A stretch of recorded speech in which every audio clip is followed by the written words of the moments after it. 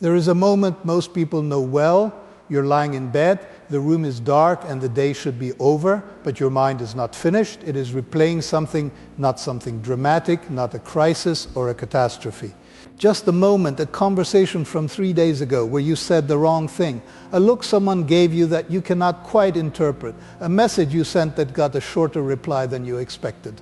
And even though you have already analyzed it a dozen times, your mind goes back again and again. What is strange is not that you're thinking about it. What is strange is how certain you feel. You are not exploring possibilities. You are arriving at conclusions. That person is definitely annoyed with you. You definitely made a fool of yourself. That relationship is definitely shifting. The feeling does not present itself as a guess. It presents itself as a fact, a clear, obvious, undeniable fact that only a fool would question. And yet, if someone asked you to explain the actual evidence, you would find it thin. A short reply, a pause before they spoke, a tone that might have been neutral or might have been cold. You are not working with data. You're working with fragments, but the conclusion feels solid because your mind built a story around those fragments, and stories feel real in a way that fragments never do. This is where the real problem begins. Not in the moment itself, but in what the mind does with it afterward. Because the mind is not a neutral recorder, it is a storyteller. And it will fill every gap, every silence, every ambiguity with the most available explanation. Not the most accurate one, the most available one. An understanding that single tendency, the mind's drive to create coherent stories from incomplete information, might quietly change how you see your relationships, your memories, your conflicts, your fears, and the decisions you make every single day. The human mind is not designed for uncertainty. It is designed for speed. For millions of years, the ability to make fast judgments was not a luxury. It was survival. The person who paused to carefully analyze whether the rustling in the grass was a predator or the wind was at a disadvantage compared to the person who ran first and ask questions later. Speed mattered more than accuracy. A fast, wrong answer was often safer than a slow, right one. That system is still running inside you. Researchers who study judgment and decision-making have described it in different ways, but one of the most useful frameworks distinguishes between two modes of thinking. One is fast, automatic, effortless, and emotional. It runs constantly in the background, making sense of everything around you without asking for your permission or your attention. The other is slow, deliberate, effortful, and analytical.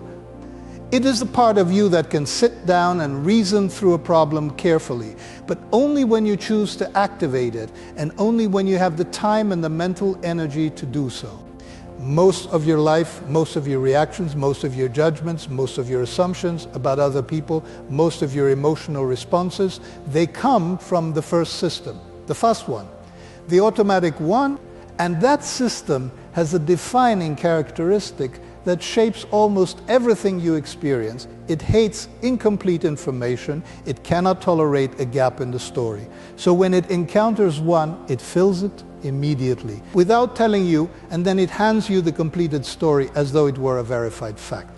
Psychologists sometimes describe this with a phrase that captures the process well. The mind sees a very small amount of information and concludes as if it has seen everything. You get a fragment and your mind builds a world around it. You read a few words in a message and decide, the person's emotional state. You see one behavior and decide you understand someone's character. You experience one bad outcome and decide you understand the pattern of your life. And here's the part that matters most. The story your mind builds is not random. It is shaped by what is most emotionally available to you at that moment, by your fears, by your past experiences, by what you are already expecting, by what you most want to believe or most dread being true. The mind does not fill gaps with neutral information. It fills them with whatever is closest, most vivid, and most emotionally charged in your memory and your emotional state right now. This is why the same short reply from a friend can mean completely different things depending on where you are emotionally. If you're feeling secure and connected, you read it as distraction or busyness. If you are feeling anxious or insecure, you read it as coldness or rejection.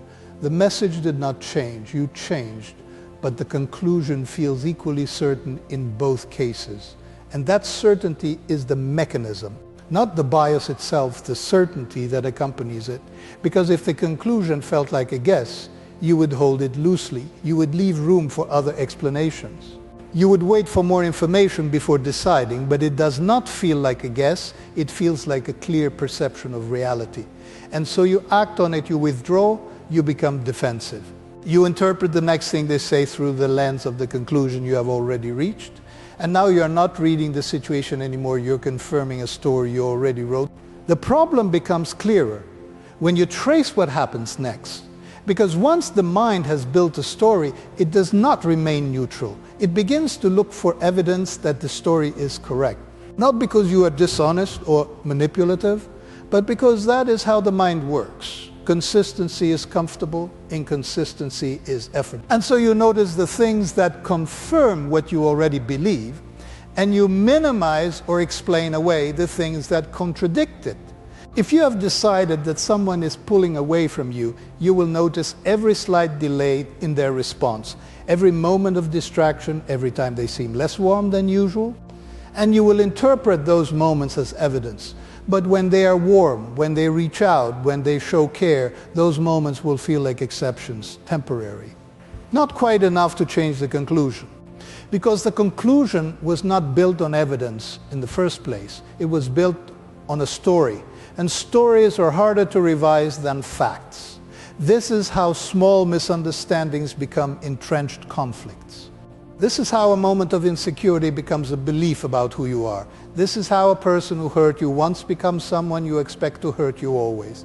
The initial story was built on thin evidence. But every subsequent interaction gets filtered through it, and the filter makes the story stronger, more detailed, more convincing, more permanent. Think about what happens in a relationship, any kind of relationship, when this pattern takes hold. You and another person have a difficult conversation. It does not go well. Words are said in a tone that felt sharper than intended.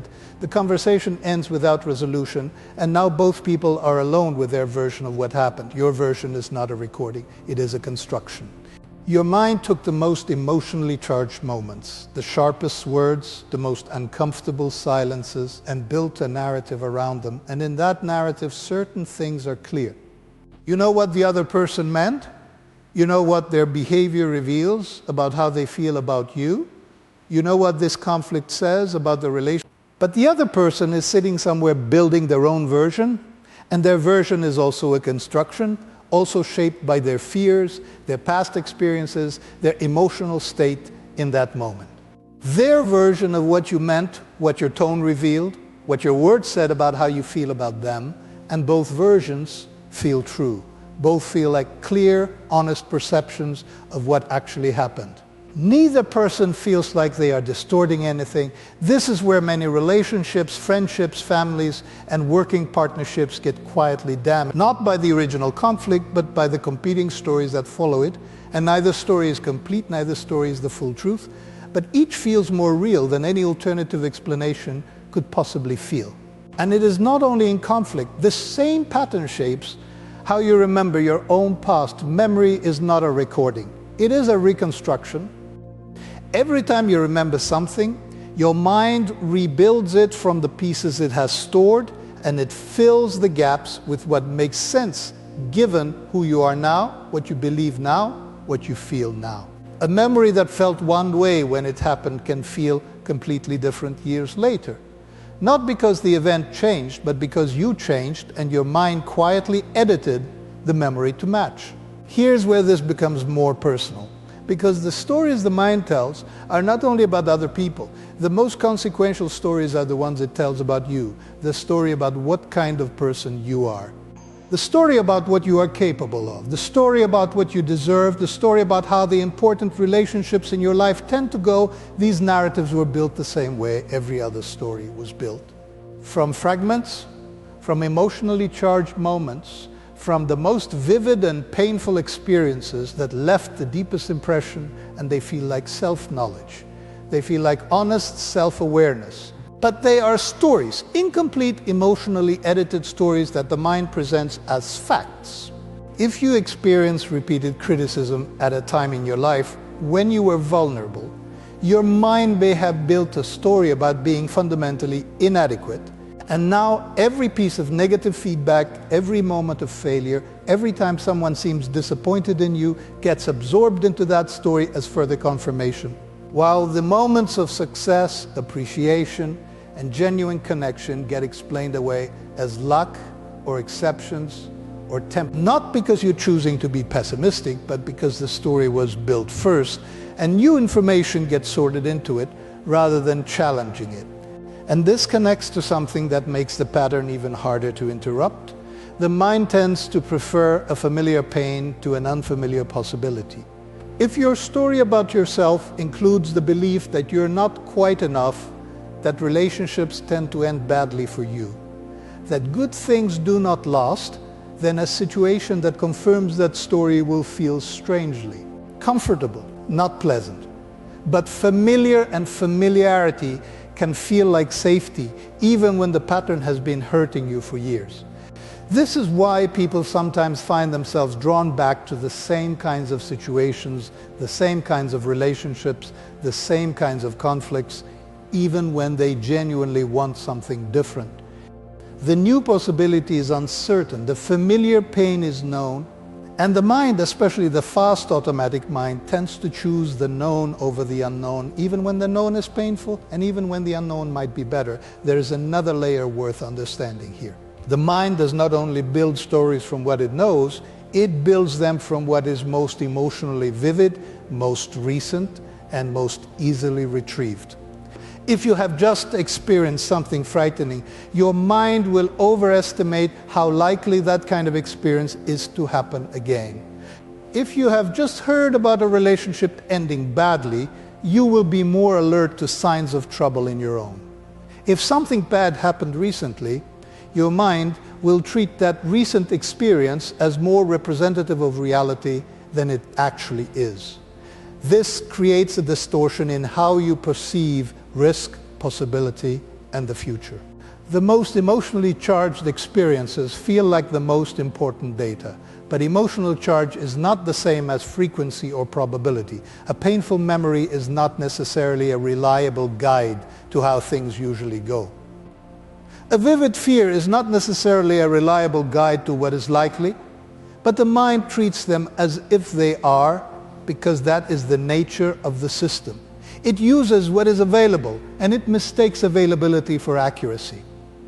The deeper consequence of all of this is that people often make important decisions about relationships, about their own identity, about what they are capable of, about what they should pursue or avoid, based on stories that were built quickly from incomplete information, filtered through emotion, and then treated as certainty. And because the stories feel true, the decisions feel rational. They feel like clear-eyed responses to reality, but they are responses to a construction, a compelling, emotionally coherent, internally consistent construction, not reality itself. Now, none of this means you're broken. None of this means your perceptions are worthless or your feelings are wrong. The fast, automatic, story-building mind is also the source of creativity, intuition, empathy, and the ability to read social situations with remarkable speed and accuracy. The problem is not the system. The problem is not knowing when the system is operating in conditions where its shortcuts are likely to mislead you. The fast system works well when the situation is familiar, when the feedback is clear and immediate, and when the stakes of a wrong answer are low. It works less well when the situation is ambiguous, when the emotional stakes are high, when the information is incomplete, and when the most available explanation is shaped more by your fears and your history than by what is actually in front of you. And those are exactly the conditions that define most of the important moments in your life. So the question is not how to stop the mind from building stories. You cannot stop it. The question is how to create a small space between the story and the response, between the automatic conclusion and the action you take based on it. Because that space, even a brief one, is where the slow, deliberate, effortful mind can step in and ask a few questions that the fast mind never thought to ask. The first and perhaps most useful practice is simply learning to notice the feeling of certainty itself as a signal rather than a conclusion. When you feel absolutely certain about what someone meant, about what a situation means, about what is definitely going to happen, that feeling of certainty is worth pausing on, not because you are definitely wrong, but because the feeling of certainty and the accuracy of a belief are not the same thing. The mind can feel completely certain about things that are incomplete, distorted, or simply wrong. Certainty is a feeling. It is not evidence. When you notice that feeling, you can ask yourself a simple question. What am I not seeing? What information am I missing? What is the most charitable explanation for what just happened? Not to be naively optimistic, but to genuinely open the story to other possibilities before closing it into a verdict. This matters especially in relationships. When someone's behavior triggers a strong reaction in you, when a message lands badly, when a conversation leaves you feeling dismissed or hurt, the mind will immediately build a story about what that behavior means and what it reveals about the other person's feelings toward you. And that story will feel true. But before you act on it, before you withdraw or confront or decide something permanent, it is worth asking, is this the only possible explanation? Is there a version of this where the other person is not doing what I think they are doing? This is not about dismissing your feelings. Your feelings are real. The hurt is real. But the story the mind builds around the hurt may be much more elaborate than the evidence warrants. And acting on the story as if it were fact can create exactly the kind of damage you were afraid of in the first place. A second practice is separating the event from the interpretation. Something happened, that is the event. The meaning you assign to it is the interpretation, and the interpretation is not the same as the event. When a friend did not respond to your message, that is the event, the interpretation that they are pulling away, that they are angry, that the friendship is changing is a layer your mind added. It may be true. But it is also a story, and keeping those two things separate, even briefly, gives you more options for how to respond.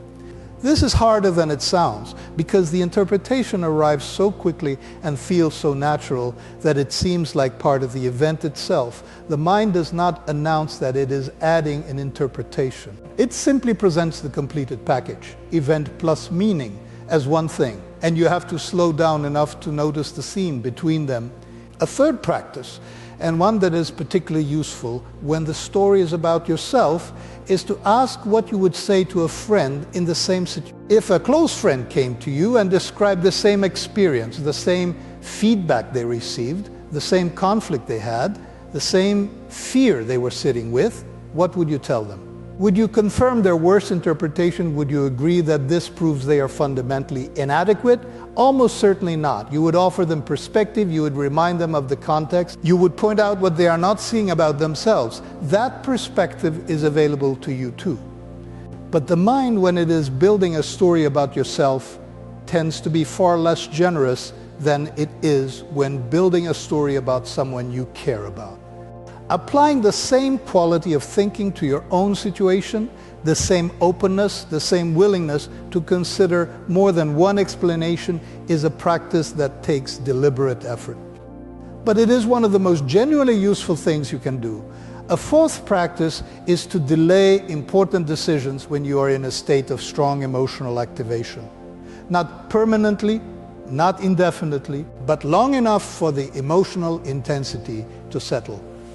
Because the fast automatic mind is most dominant and most likely to create confident but incomplete stories when you're angry, afraid, ashamed, or desperate for resolution.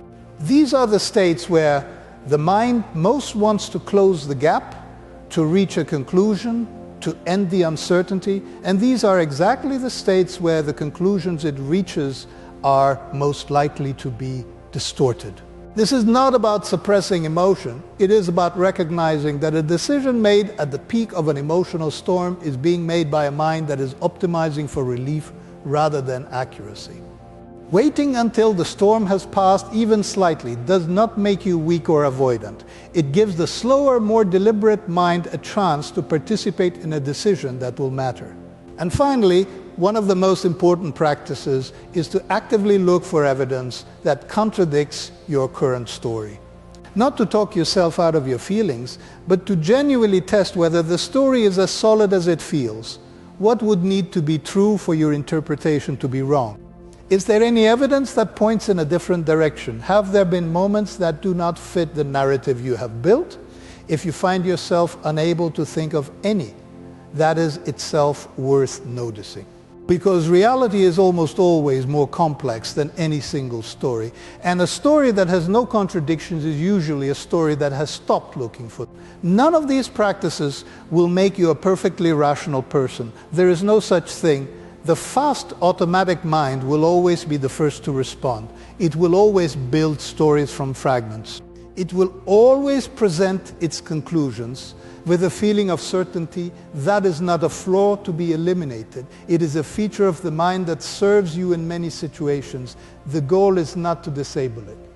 The goal is to know when to pause before trusting it completely. There is a particular kind of quiet suffering that comes from living entirely inside the stories the mind creates, from treating every conclusion as a fact, from never questioning the certainty, from letting the fast automatic system make every important judgment without ever asking the slow, deliberate system to take a second look.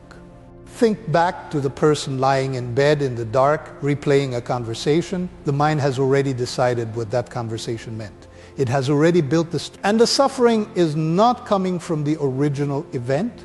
It is coming from the story, from the certainty attached to the story, from the feeling that the conclusion is so clear, so obvious, so undeniable that there is nothing left to examine. But what if the certainty itself was the thing worth examining? What if the question was not what that conversation meant, but how the mind decided so quickly that it knew that shift from trusting the conclusion to noticing the process that created it is subtle. It does not require becoming a different kind of person. It does not require perfect discipline or rigorous analysis of every thought. It only requires a small moment of recognition, a brief pause, a willingness to ask whether the story is complete before acting as though it is. And over time, that pause changes things, not dramatically, not all at once.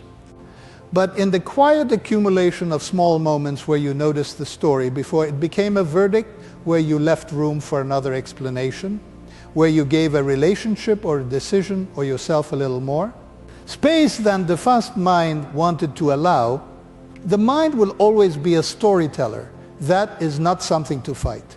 But a good reader of stories knows that the narrator is not always real. That what is left out of a story is often as important as what is included. And that the most convincing stories are sometimes the ones most worth questioning.